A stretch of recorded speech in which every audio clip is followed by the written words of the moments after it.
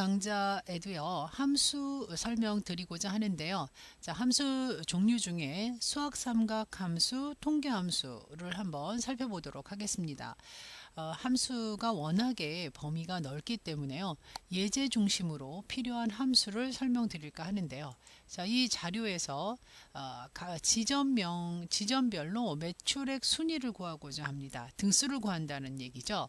자, 등수를 구하는 함수는 랭크 함수가 있는데요. 자, 이 랭크 함수를 사용하기 위해서는 순위를 매기려는 수가 무엇인지, 자, 이 강남구의 매출액이 순위를 구하려는 수가 되겠고요. 참조 범위, 이 순위를 매기려는 수를 참조할 수 있는, 즉 이 C5에서부터 C12까지 이 범위가 참조 범위가 되는 겁니다. 그리고 나서 오름차순, 즉 매출액이 적은 걸 기준으로 등수를 매길 것인지 아니면 많은 걸 기준으로 등수를 매길 것인지를 정하는 항목이 있습니다. 자, 이런 개념을 가지고 등수 계산을 해 볼게요. 자, 그러면 R만 써도 랭크 함수를 쉽게 찾을 수 있습니다 라고 말씀을 드렸는데요. 자, 랭크 함수에는요, 보면은 랭크 에버리지하고 랭크 EQ 함수, equal이라는 함수가 나오는데요. 이제 이거 같은 경우는 동점인 경우까지도 계산하는 그런 함수가 되겠습니다. 자, 저희는 랭크 EQ 함수를 이용해서, 자, 그 다음에 밑에 보면은 이제 요 그 인수를 그대로 따라 쓰셔도 됩니다. 지금 이 입력한 내용 자체가 지금 인수값이 되겠는데요.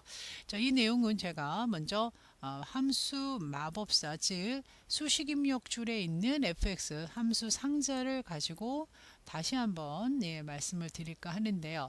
자, 첫 번째 넘버는 순위를 매기려는 수, 즉 강남구의 매출액이 되겠고요. 자, 두 번째 레퍼런스라고 하는 것이 참조 범위인데 강남구의 매출액을 포함해서 영등포까지가 범위가 되겠죠. 자, 그 다음에 세 번째 오더라고 하는 것이 바로 정렬 기준이죠. 순위를 매기려는 기준인데 오름차순인 경우에는 이 숫자를 기준을 잡을 때 제일 적은 숫자를 1등으로 놓겠다라는 경우는 오름차순, 반대로 가장 숫자가 큰 것을 1등으로 놓겠다라고 하는 것이 내림차순인데요. 자, 그 내용은 이 아래쪽에 있는 내용을 읽어보셔도 됩니다. 순위를 정할 방법인데 0이나 생략을 하면 내림차순, 즉 0을 쓰거나 쓰지 않는다면 숫자를 큰 걸 기준으로 등수를 매기겠다라는 개념이 되겠죠. 그렇지 않고 2를 쓰거나 0 또는 0이 아닌 다른 숫자를 쓸 경우에는 작은 숫자를 1등으로 놓겠다라는 개념으로 이해를 하시면 됩니다. 자, 확인을 눌러서 핸들로 끌게 되면 등수가 좀 이상하다라고 나올 수가 있습니다. 자, 그 이유는 참조 범위에 문제가 생겼기 때문에 그렇습니다.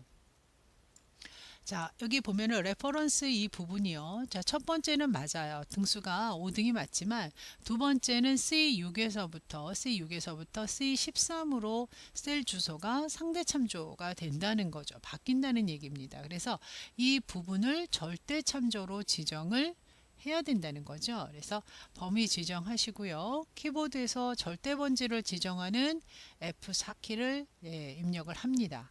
자, 그리고 확인 버튼을 눌러서 다시 한번 핸들로 끌어서 자동 채우면 등수가 온전하게 매겨지는 거죠. 자, 그러니까 절대 참조, 상대 참조 개념은 여러분이 이 주소를 이 식을 자동 채우기를 해서 다른 곳으로 가져가서 복사를 채울 때 꼭 고려할 대상이 됩니다.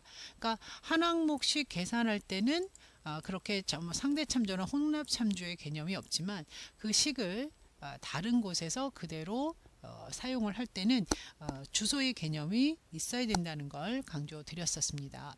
자, 이렇게 해서 랭크 함수를 구해 봤고요. 자, 이 순위에 뒤에다가 몇 위라는 어떤 글자를 표시를 하고 싶다. 그러면 표시 형식에서 하는 거는 이미 배우셨습니다. 표시 형식에서 사용자 지정에서 자, 숫자를 표시하는 0과 또는 샵으로 뒤에다 몇이 이렇게 표시를 하면 된다라고 말씀을 드렸던 거죠. 자, 근데 이 방법 말고요. 수식에서, 자, 예를 들면 이 수식 줄에서 AND 기호와 함께 문자를 표시도 가능합니다.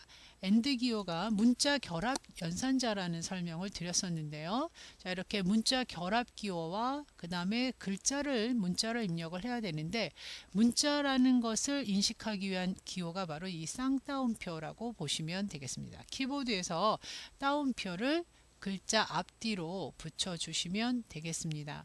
자, 이렇게 해서 입력을 해서 끌어주시게 되면, 자, 이렇게 몇 위 표시를 하는 방법이 두 가지로 식에다가 위 표시를 하거나 또는 셀 서식 대화 상자에서 하시거나 하는 방법이 있겠습니다.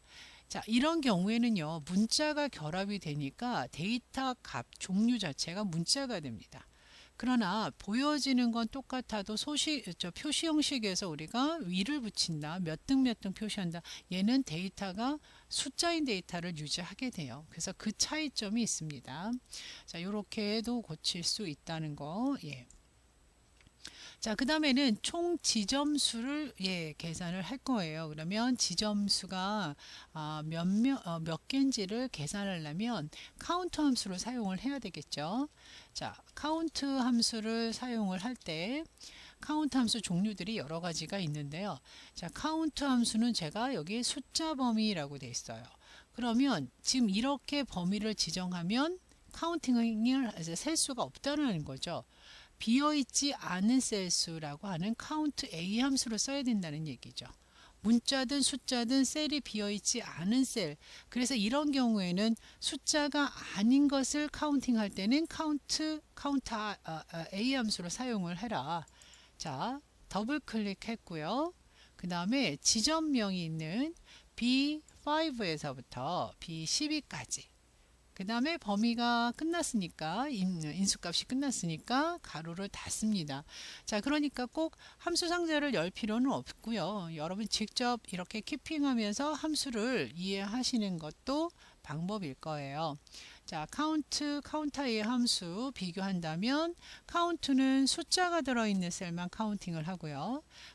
그렇지 않고 숫자 값이 아닌 것까지 다 세려면 카운트의 함수를 사용을 하시면 되겠습니다. 그래서 이렇게 표현하는 방법이 있겠고요. 그 다음에 몇 지점 이렇게 뒤에다 문자 붙이는 방법은 아까 순위처럼 AND 연산자를 사용하는 경우와 표시 형식을 사용하는 경우가 있습니다. 자, 표시 형식의 경우에는 자, 이렇게 해서 샵, 지점 이런 식으로 문자 값을 쓰실 때는 따옴표로 연결해서 자, 이렇게도 표현할 수 있다. 그러면 숫자와 문자로 셀에선 보이지만 위에 있는 건 수식에서 문자를 결합했기 때문에 이거는 문자로 인식이 되지만 총 지점수는 숫자로 인식이 되죠. 그래서 이런 경우를 비교해서 보시면 되겠습니다. 자, 그 다음에는 이제 매출액이요. 25만 얼마인가요? 25만이라는 숫자죠. 자, 25만이라는 숫자, 매출액 25만 이상의 지점의 개수죠. 자, 그러면 카운트를 개수를 세는 거니까 카운트를 하는 건 맞는데 매출액이 25만 이상이라는 조건이 들어갈 때는 카운트 if 함수를 이용해야 됩니다. 자, 카운트 if 함수 이용을 하죠. 자, 여기 보면 조건에 맞는 셀 수를 세겠다. 그러면 조건은 어디다 쓰고 범위는 어디다 지정하느냐. 자, 여기 밑에 보면은 인수값을 쓸 수 있게끔 되어 있죠. 자, 이걸 보면서 쓰시되 잘 모르겠다, 대화 상자에서 하고 싶다라고 할 때는 이렇게 함수가 기록되어 있는 상태에서 FX 누르셔도 된다라고 말씀을 드렸죠. 자, 이번에는 그냥 기록을 한다면 매출액에서 지금 조건을 찾는 거니까 매출액 범위가 들어가고요. 그 다음에 인수를 구분하는 쉼표를 찍고요. 그 다음이 조건이에요. 조건은 25만이라는 숫자를 이상이라는 조건식을 써야 돼서 조건을 쓸 때는 반드시 쌍따옴표, 문자값을 쓸 때 우리가 쌍따옴표 쓰는 것처럼 조건을 쓸 때도 이렇게 쌍따옴표로 쓰게 됩니다. 25만이라는 숫자를 써주셔야겠어요. 자, 이렇게요. 그래서 카운트 if를 쓸 때 이렇게 조건은 따옴표 안에다 기록을 해주시는 거다. 자, 이거를 fx 수식이 들어가 있는 함수식이 들어가 있는 그 줄에서 이 fx 함수 상자를 누르면 그 선택한 입력되어 있는 함수의 대화 상자가 나오는데, 자, 두 번째 칸을 보면 조건을 입력하는 크리테리온은 숫자나 식이나 텍스트 형태로 쓰게 됩니다. 앞 강의에서 SUMIF 함수, SUMIF S 함수를 배우셨는데요. 그 개념하고 비슷한 개념이 되겠죠. 그래서 크리테리어 조건을 이렇게 이런 방식으로도 쓸 수가 있습니다. 자, 확인 누르면 25만 이상인 지점 개수는 모두 4개가 되는 걸로 나오네요. 자, 이런 식으로 이제 함수를 이용해서 각각의 항목을 지정을 찾아가는데, 계산해 나가는데 있어서 하나를 구하고 이 식을 별도로 다른 곳으로 복사를 하거나 채우실 경우가 아니라면 상대 주소와 절대 주소나 혼합 주소의 의미가 크게 없습니다. 그래서 이 주소는 그냥 상대 주소로 계산을 하셔도 되겠습니다. 자, 이런 식으로 조건을 주셔서 카운팅을 할 수가 있습니다.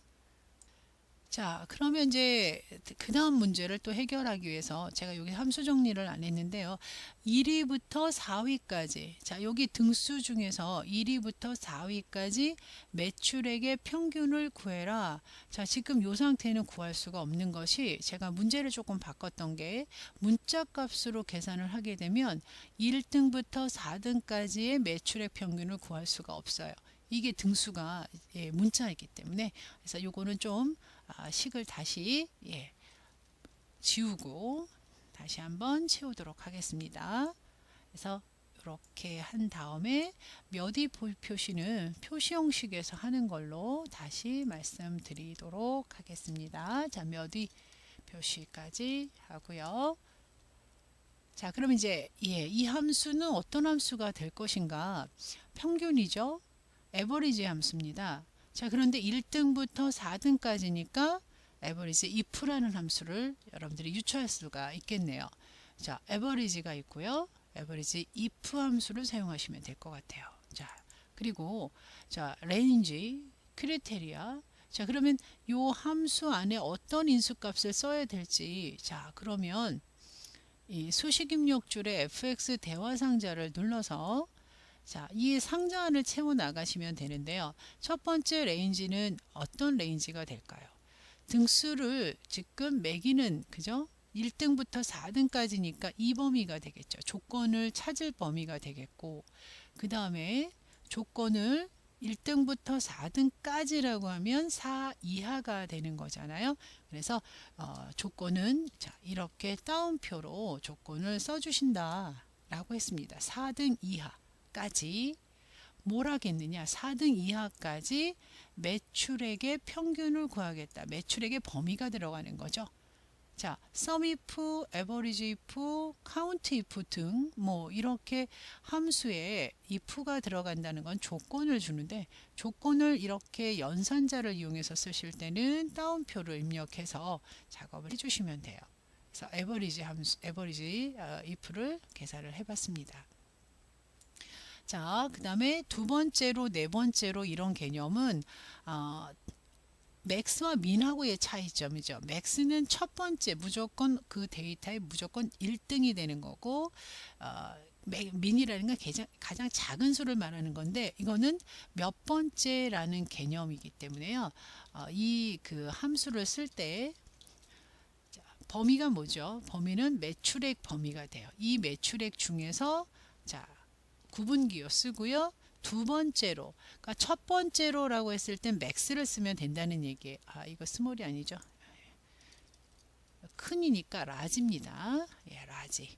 그 다음에 두 번째로 큰이니까 2라고 쓰면 된다는 거죠. 그러니까 마지막 값이 몇 번째로 개념이 되겠습니다. 그러니까 가장 큰, 가장 작은 개념은 맥스 민이라는 함수를 이용하면 되고요. 몇 번째라는 개념은 이렇게 스몰과 라지라는 함수를 이용해서 계산해 주시면 되는 거죠. 지금 두 번째로 큰 개념이고요. 그 다음에 네 번째로 작은 개념이라고 하면 범위 지정하고요. 그 다음에 인수값으로는 지금 네 번째로라고 했으니까 4라고 입력해 주시면 되겠습니다. 자, 이렇게 해서 다양한 함수 중에 비교적 이해하기 쉬운 그런 함수들 위주로 설명을 좀 드려봤습니다. 자, 두 번째, 그 다음에는요. 논리함수에 대해서 좀 설명을 드리도록 할게요. 자, 논리함수라는 함수도 엑셀에서는 굉장히 많이 사용하는 그런 함수 중에 하나인데요. 자, 조건식이 들어가야 되고요. 그 조건식은 비교 연산자를 사용하겠죠. 맞다, 틀리다라는 경우를 필터링하여 맞다 틀리다라는 경우에 식을 세워야 되기 때문에 비교 연산자, 즉 크다, 같다, 아니다 등의 비교 연산자가 들어가는 조건식이 되겠습니다. 자, 그러면 지금 이 테이블에서 이렇게요. 회원 등급이 일반이고 일반이면서 마일리지가 5만 이상이라고 하면 이거 하나밖에 없겠네요. 그러면 이제 문제를 조금 바꿔서 제가 설명을 드린다면 회원 등급이 일반이거나 마일리지가 5만 이상이다 라고 하게 되면은 좀 답이 좀 나오겠죠. 경우를 자, 이 조건이 맞으면 O라고 표시를 하고요. 아니면 X라고 표시를 하겠다. 자, 요런 식으로 어떤 문제를 해결을 한다라고 했을 때요. 자, 이렇게 해결을 한다고 하면 조건이 하나일 경우에는 만약에 일반이면 일반으로 표시하고 그렇지 않으면 빈칸으로 처리해라 뭐 이런 식의 조건이 하나인 경우에는 문제가 없지만 AND라는 조건 또는 OR라는 조건하고 같이 사용해야 되는 그런 함수가 되겠습니다. 그래서 이런 경우는 중첩 함수 if 함수와 AND 함수를 같이 사용하는 그런 문제가 되겠습니다. 그럼 우선 if 함수를 간단하게 해결을 한다면 자, if 하고요. 그 다음에 마일리지가 5만 이상인 자, 그 조건을 한번 먼저 써볼게요. D5에 있는 숫자가 크거나 같다. 그리고 5만인 숫자보다 5만인 숫자를 포함하면서 크냐. 그렇다면 쉼표 자, 동그라미로 표시하고 그렇지 않으면 X로 표시하겠다. 자, 이거는요, 지금 영문자, 대문자로 OX를 지금 표현합니다. 자, 이렇게 해서 표현하게 되면 그 조건에 해당되면 동그라미를 그 조건에 해당되지 않으면 X로 표현한다라는 그런 문제가 되겠죠. 네, 그런데 지금 회원 등급이 일반이거나를 포함을 한다면 체원도 동그라미가 표시가 돼야 되는 거죠. 예, 그런 식으로 조건에 따라서 OX 표시가 좀 달라집니다. 이 if 문제는요, 이렇게 이해하시면 돼요. 80 이상이면 합격, 아니면 불합격. 이런 개념의 함수가 if 함수가 되겠습니다. 자, 그러면 비고란 놓고 지금 문제에 주어진 대로 한번 해결해 보도록 할게요. 자, if 함수 불러내고요. 자, 그 다음에는요, 식을 세워야 되죠. 어떤 식이냐면 회원 등급이 일반이거나 라고 합니다. 그러면 이거나 라는 함수는 OR이라는 함수가 되겠죠. 그래서 OR이라는 함수를 씁니다. 자, 그 다음에 OR이라는 함수에 조건이 들어가야 되겠죠. 조건은 첫 번째 자, 이서희의 회원 등급이 같다, 뭐랑 같으냐, 일반. 자, 여러분 여기서 조심하실 게 일반이라고 여기 누르는 게 아닙니다. 지금 물어보는 건 이서희의 회원 등급을 먼저 물어봐야 됩니다. 그래서 그 조건이 맞는지 틀리는지를 봐야 되기 때문에 일반을 찾아서 누르라는 것이 아니에요. 그래서 일반인 거는 문자이기 때문에 따옴표를 쓰고 일반이냐 라고 물어봅니다. 자, 인수 구분하고요. 쉼표 찍고요. 그럼 이 조건이 맞다 틀리다가 나오겠죠. 자, 맞으면 O. 자, 영문자 O로 하겠습니다. 틀리면 영문자 X로 표현하겠다. 자, 이런 문제죠. 아, 조건은 지금 제가 잘못했습니다. 이 조건이 아니고요. 네, 이 조건은 if 함수에서 써야 되는 거고, 자, 일반이거나 라는 조건이니까 컴마 그 다음에 마일리지를 지금 안 물어봤어요. 자, 마일리지가 5만 이상인 조건을 제가 빠뜨렸습니다. 이거죠, 이거. 자, 다시 if 만약에 일반이거나 마일리지가 5만 이상인 이 조건, 여기서부터 여기까지가 조건이 되는 거예요. 그래서 조건을 끝났으면 쉼표, 여기서 OX죠. 여기서 O, 그 다음에 틀린다 그러면 X. 자, 이렇게 푸는 함수가 바로 중첩함수가 되는 겁니다. 자, 수식줄 보시고 식을 한번 다시 이해를 하시면서, 자,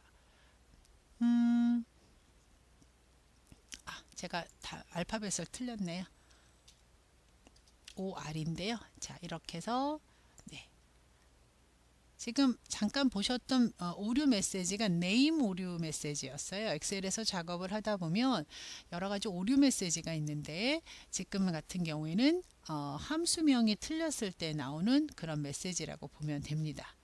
자, 이렇게 해서 OX 아까 보셨던 것처럼 네, 일반이거나 5만 이상, 일반이 아니어도 5만이 넘는 골드까지 해서 이렇게 OX로 우리가 표현할 수 있는 것이 바로 중첩함수.